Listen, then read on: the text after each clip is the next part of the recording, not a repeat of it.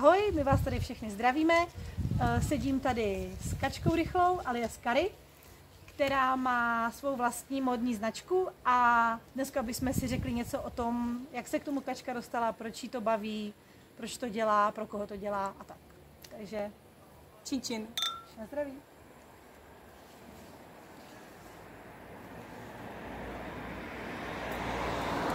Tak, Kači. My jsme spolu chodili vlastně na školu, my jsme studovali v Obědamskou Krejčovou. Už tehdy, jaký máš ty vzpomínky na školu? Na školu, jakože ten poslední ročník, který jsme studovali spolu, mám skvělé vzpomínky. Hlavně teda díky tomu, že jsme spolu seděli v lavici. Ale měla jsem tam skvělou mistrovou, která bych řekla, že mě jakoby přitáhla k tomu řemeslu, že mě to začalo bavit, nebo hodně mě to bavilo. A věděla jsi už třeba tehdy, že by se tomu chtěla věnovat do budoucna, nebo ještě jsi neměla tady ty úmysly? Ne, ty úmysly jsem rozhodně neměla. A nemyslím si, že bych měla takový to, jako že tak, teď skončím školu, udělám výučák a budu prostě šít. Ne, tak to nebylo. Bavilo mě to hodně, ale že bych se tím chtěla živit, to určitě ne. A jaká byla vlastně tvoje cesta po škole? Co jsi teda dělala, když jsi nechtěla? Já jsem toho po škole dělala celkem hodně. Dělala jsem pokojskou, servírku, na hotelu, na kavárně a pak jsem začala dělat v klasické fabrice na třísměnný provoz. A kdy přišel ten zlom, že se zvrátila k šití vlastně? Přišlo to s mým prvním synem, kdy jsem se musela podrobit tomu, že syn měl atypickou postavu. Byl na svůj věk, měl moc úzký pas, ale dlouhý nohy, takže tepláky v jeho velikosti mu prostě nebyly. Ani kalhoty a tak dále, rifle a to všechno to měl buď veliký v pase, anebo to měl moc krátký. Když už to měl dobrý v pase, tak to měl krátký. A takže jsem začala šít na něj.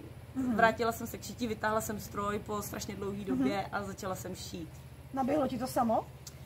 Něco jo, hlavně ten stroj, jak se o něj starat, jak ho se řídí, tam to naběhlo samo, ale pak nějaký různý operace, jakože jak mám dělat kapsu a to, tak to jsem jako musela složitě dohledávat, protože když jsem začínala, tak ještě nebyl plný YouTube návodů a toho, takže jsem něco jsem si musela jakoby vrátit zpětně, ale jinak to naběhlo. No a ty jsi pak vlastně postupně přešla na tu dámskou módu? Jo. Jak to přišlo, jak to si zase řekla, že na sebe? No, já jsem totiž nemohla v obchodech vůbec nic najít. A když už jsem něco našla, co se mi líbilo, tak to prostě měla půlka jejich hlavy. Jo. A já jsem nechtěla chodit v něčem, potkávat se na ulici s holkou, s ženou, s dívkou, která má stejný tričko, nebo stejný kalhoty, nebo nedej bože stejný šaty jako já.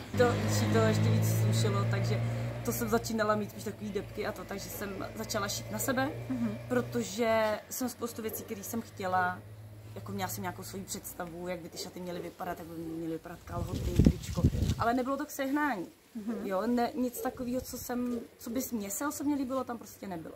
Takže jsem začala vymýšlet a šít si pro sebe, pak samozřejmě pro rodinu, sestry, maminka, pak se přidali kamarádky a takhle se to vlastně celý rozběhlo.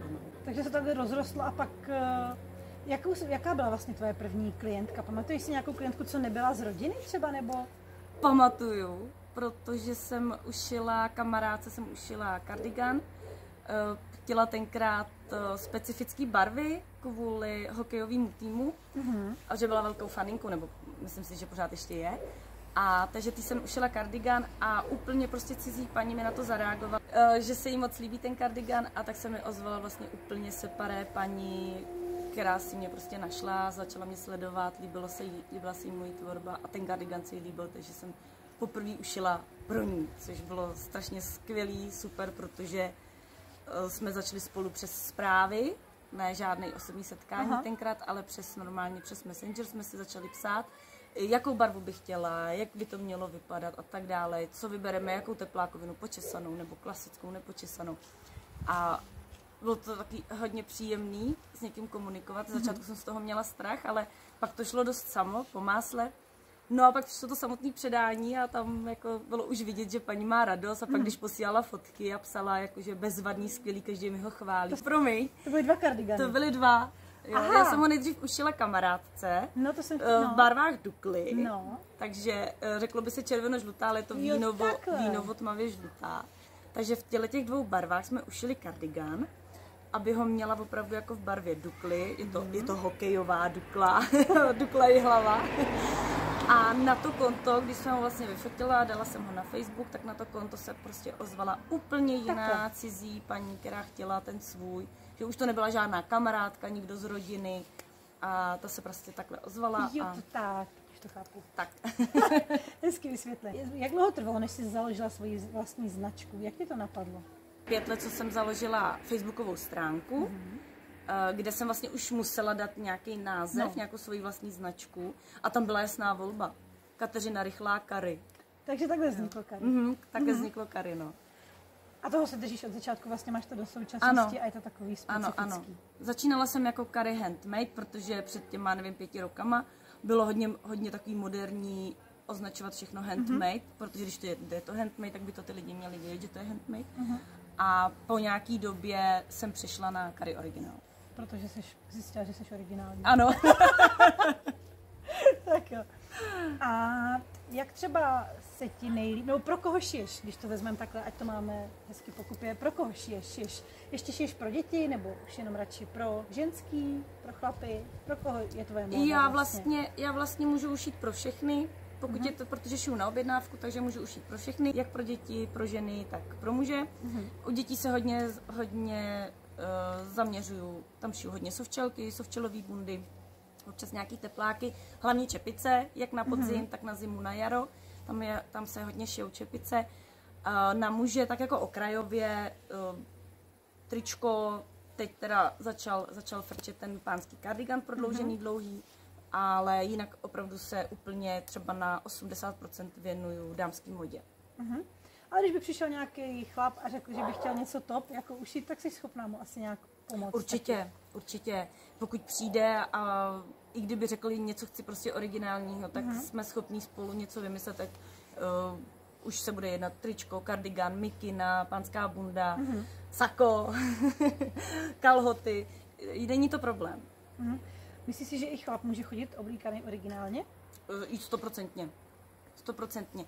Protože já jsem třeba, jestli můžu dát jako příklad, takže jsem ušila první pánský kardigan, dostala jsem k tomu komentář, jakože nic novýho pod sluncem.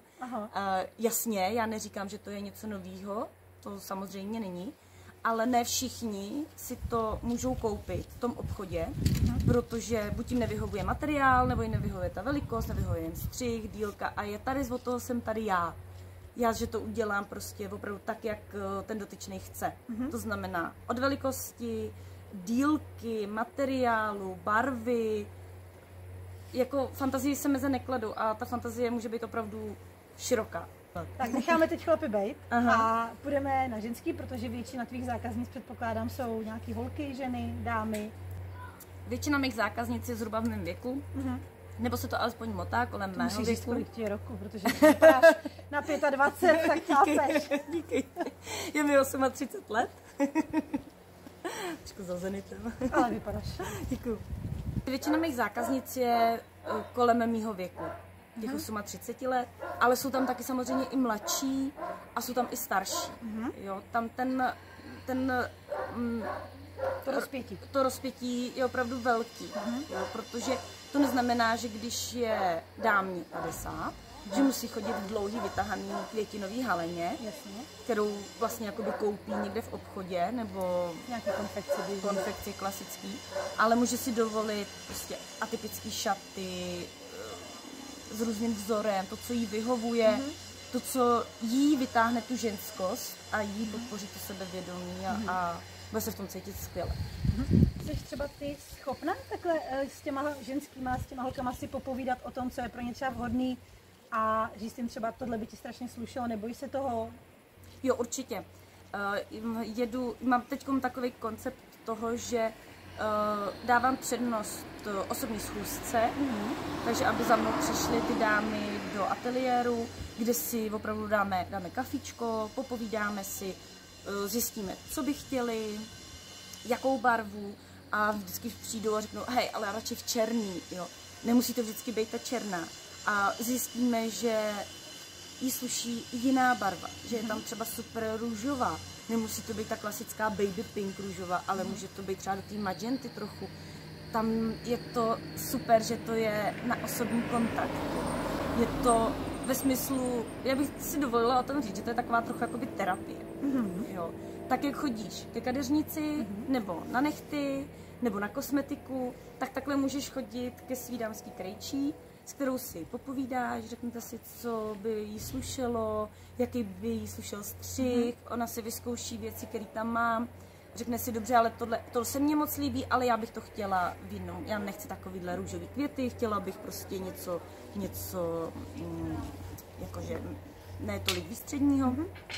A to je už jsme schopni pak spolu dohledat, kdy vezmu tablet a koukáme se na různý vzory a hledáme materiály a vybíráme přímo pro ní, takže je to pak takový vlastně jako příjemná terapie, protože ta žena by ode mě měla odcházet s tím dobrým pocitem, jakože to bude prostě slyšet a těším se na to.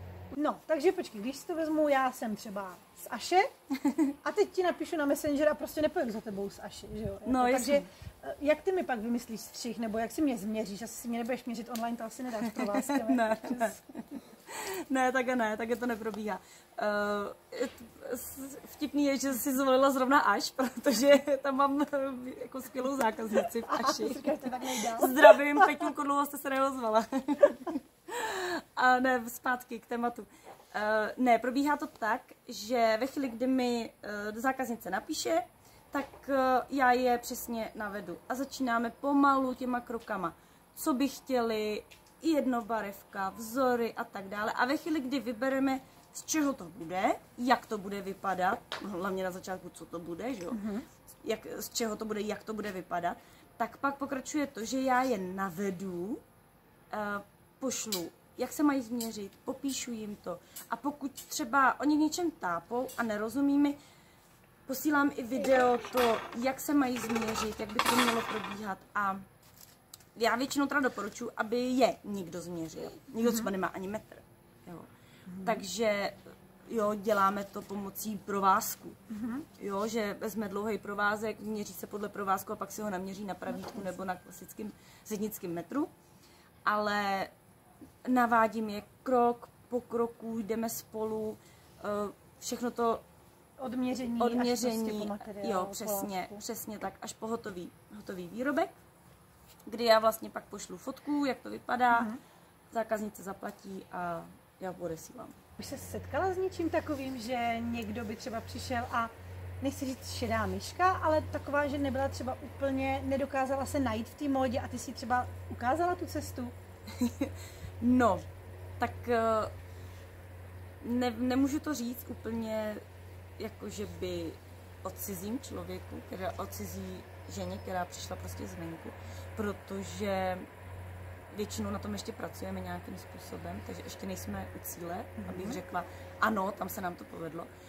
Můžu třeba mluvit o své sestře a ty se, myslím, hodně zapojila do šatníku, hodně barev, kdy opravdu jsme černou, tmavě modrou vyměnili za květovaný šaty barevný a za barevný kardigán. Tam jsme opravdu hodně jako rozsvítili ten šatník a vytáhli jsme ty barvy a dokonce jsem to udělala i tak, že jsem jí vítla do té ložnice, otevřela jsem skříň a všechno jsem to prostě vyházela.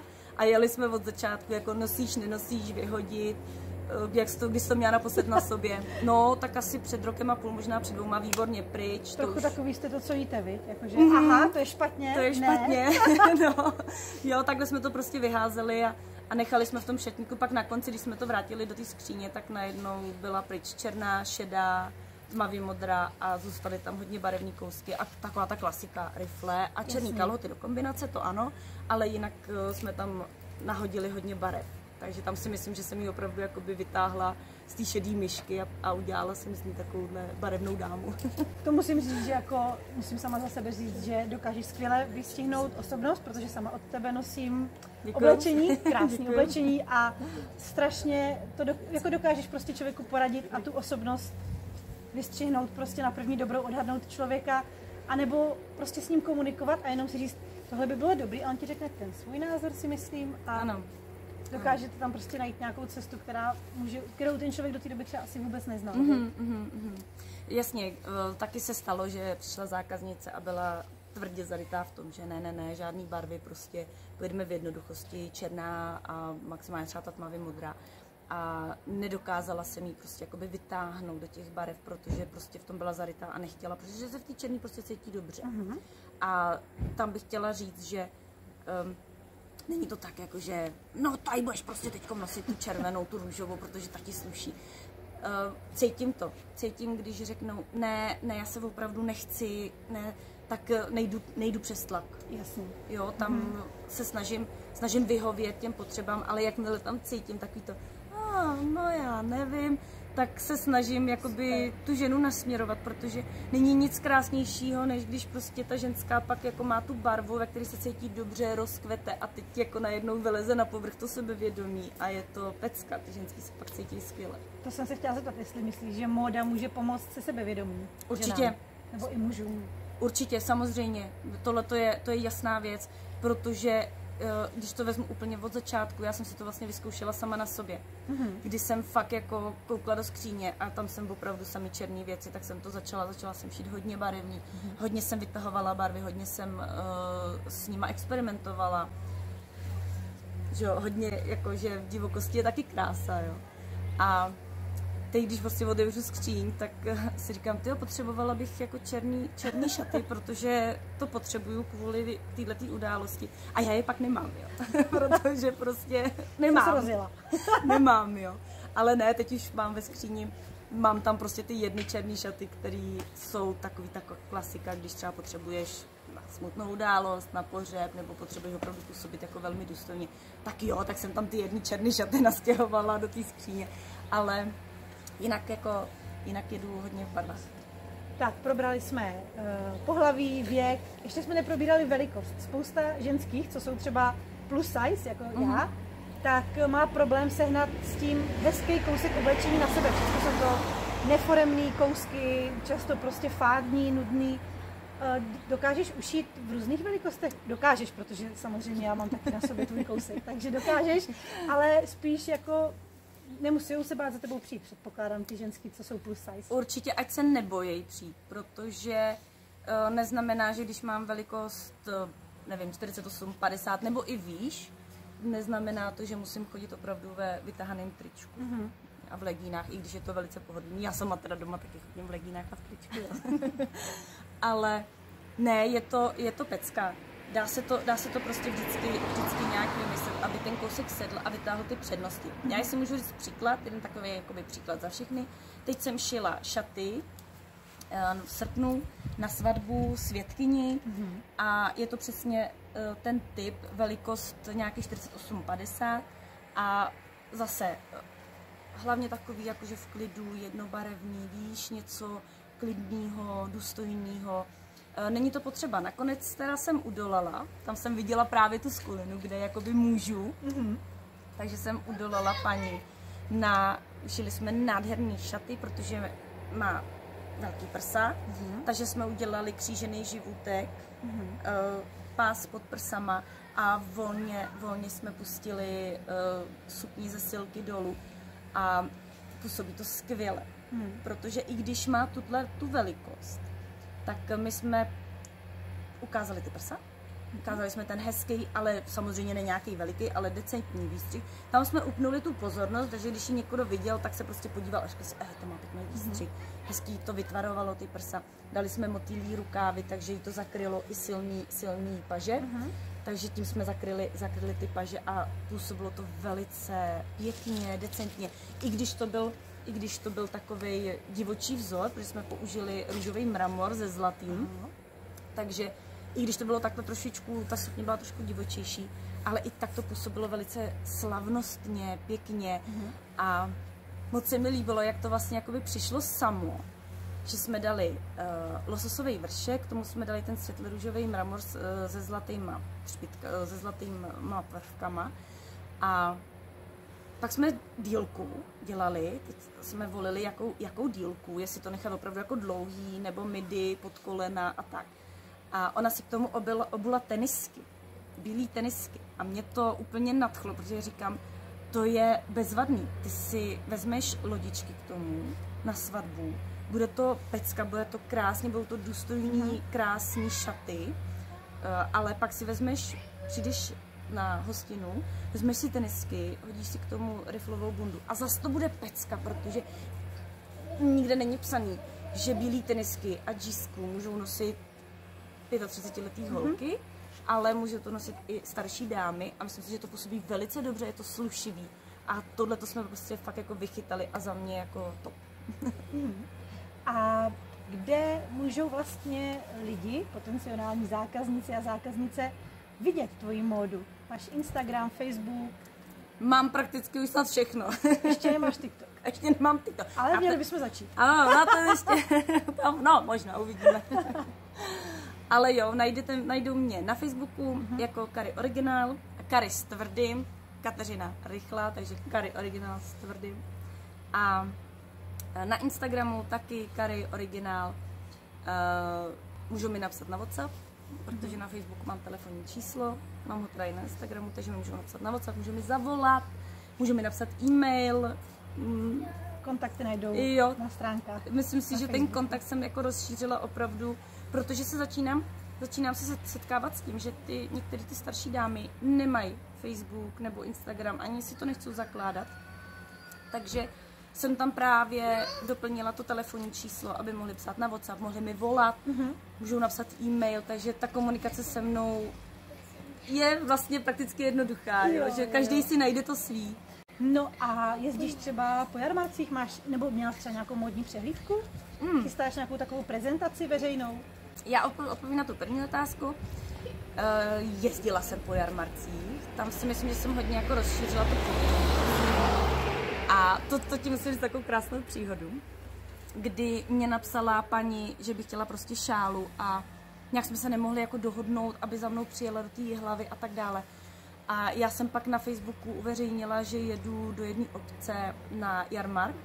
A ve chvíli, kdy jsem tam stála za tím stolečkem, měla jsem tam ty šály, čepice, sovčelky a vystavené šaty na věšáku a tak.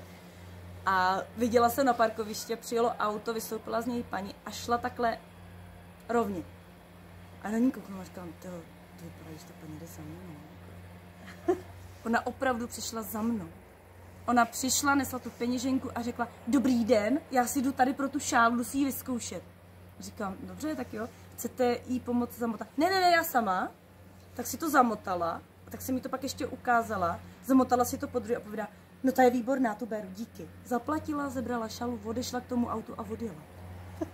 Ona na ten jarmark přijela jenom pro tu moji šálu, jenom prostě kvůli mě a jenom prostě pro tu šálu.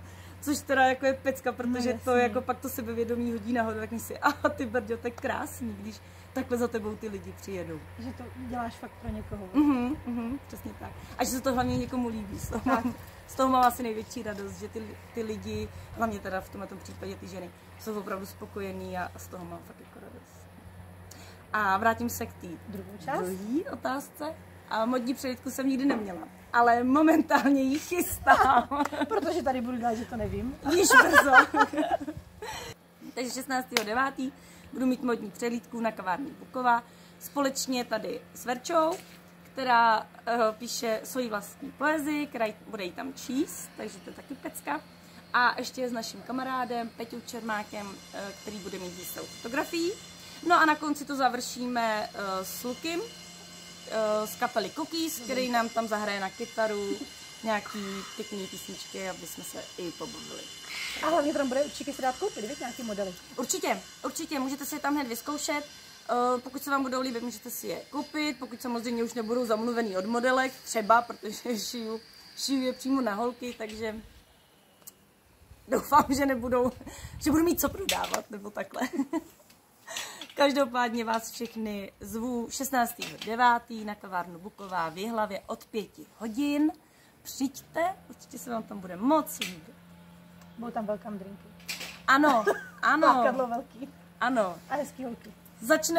Začneme po 5. hodině, kdy si dáme welcome drink a dostanete něco malého k zakousnutí od nás a bude to moc fajn. No, takže jsme si řekli, co tě čeká teď v nejbližších dnech a co tě čeká třeba podle tebe v nejbližších měsících, v nejbližších letech. Co plánuješ vlastně do budoucna? Jak vidíš budoucnost Kary? Budoucnost Kary vidím velmi růžově. Ne, velmi barevně, protože opravdu jedu v barvách, takže velmi barevně. Chystám kurzy, ať už videokurzy nebo osobní kurzy, a bude se to týkat šití. A začneme od začátku pro úplný začátečnice, který si v době covidu pořídili šicí stroj, našili spoustu roušek, ale teď prostě stroj mají někde zaseklej nebo něco se tam porouchalo. Takže my si od začátku řekneme, bude prostě klasický kurz, kdy je dokážu provést tím šicím strojem, poradit, co, jak se řídit, jak vlastně správně šít, jaký jehly používat na jaký materiál. Chtěla bych kurz, kdy si prostě spolu ušijeme vyloženě už ten kousek, ušijeme si sukni, mikinu, to budou různý kurzy. Specifický kurz, který teda bude na více lekcí, ten bych chtěla zaměřit na konstrukci střihu, kdy už vlastně ty dotyční, co šijou, tak už ví, že tenhle ten střih, jako je to super, já jsem si ho koupila, tenhle ten střih, ale teď mi nesedí a teď nevím, co s tím mám dělat. Takže ta konstrukce bude o tom, že buď si ten střih dotyčná udělá sama, vyloženě už přímo na sebe podle svých rozměrů, anebo ten daný střih se naučí upravovat, tak, jak bude potřebovat. Takže to bych chtěla zaměřit ten kurz. A plánuju klasický online kurzy, videa, kdy se prostě podíváme na to, jak vytáhnout střih z burdy, jak s tou burdou vůbec pracovat, protože jsem teď nedávno přišla na to, že když otevřeš burdu a přečteš si návod na šití, tak myslím si, že já jakože už bych řekla, už se považuji za zkušenou, tak některým tím návodům opravdu nerozumím. Jo, že fakt musím si to přečíst několikrát a pak si to stejně udělám podle svýho. A pak zjistím, že to vlastně je takhle popsané, jenom je to složitě, jsou tam používané ty slova, které jsme se učili ve škole. A někomu to prostě jakoby nespíná, jo. Nenapadne ho to, co je. Takže úplný like, který prostě si ušil 4 roušky v covidu, přijde, nebo holča přijde, pustí si tvoje školení, nebo přijde k tobě na školení, tak si je schopná ušít sukni, prostě díky tobě. Ano, ale nutno podotknout, že není, nebo takhle, nedoporučuju, že úplný začátečník, který si ušil tady pár roušek v době covidu, že se přihlásí na kurz, že budeme šít kabát, že to zvládne. Ne, myslím od začátku. Jo, tam už musíme jít podle pokročilosti. Určitě. A tam fakt musíme jakoby začátečník, mírně pokročilý, zkušený. Tam... toho seš tady chtěla, ano. Přesně tak bych chtěla je ty ženy tím províst, protože když už jako ten stroj doma mají a chtěli by to dělat, chtělo by je to, nebo bavilo by je to, tak já jim ukážu na to jak. Protože mnohdy je to hodně jednoduchý, akorát to nevidějí, anebo mnohdy si myslí, že to je strašně jednoduchý. A ono to zase tak jednoduchý opravdu jako není. Jo. Že tam už ty nějaké zkušenosti musí být a já jim ukážu tu cestu. Tak a tomu bych se chtěla teď věnovat a první kurz bych chtěla vystřelit v lednu 2004. 2024. Ano, 2000. V lednu 2000. Zpátky do minulosti na to. v lednu 2024. Což je takový. Jo, no je to za chvíli, ale... Takže si to mají možnost promyslet, holky. Určitě, ale já taky potřebuju prostor na to všechno dát dohromady. A hlavně jsem odkázaná i na svoji mistrovou, která bych jako chtěla, aby mi ty kurzy nejdřív prošla. Takže ve chvíli, kdy je vytvořím, tak bych chtěla, aby ona si je buď shlédla, anebo aby se zúčastnila nějakého kurzu. Což je super, takže to bude ještě pod dozorem odborníka. Jasně, ona Budeš dělala... mít konzultace. Ano, ona dělala mistrovou celý život. Opravdu mistrovala 30 let třeba, jo, a fakt jako dlouho. A je to velice zkušený odborník a neříkám, že mi to zaštiťuje, to ne, ale každopádně to s ní budu konzultovat. Aby mi řekla, hele, tohle špatně vysvětluješ, zjednoduš to, tohle nevysvětluješ vůbec. Aby opravdu na to byl ten náhled toho odborníka, aby prostě nekupovali ty ženské, aby nekupovali zajíce v pytli. Jo, tady prostě je jasně daný. Toho odborníka. Přesně tak. Který ti prostě řekne, máš to dobře. Přesně tak. No, A to bychom měli takhle všechno asi k tomu. A co bys vzkázala na závěr tady toho rozhovoru, co bys si vzkázala všem ženám, mužům, dětem? Co bys jim chtěla vzkázat, co se týče módy třeba?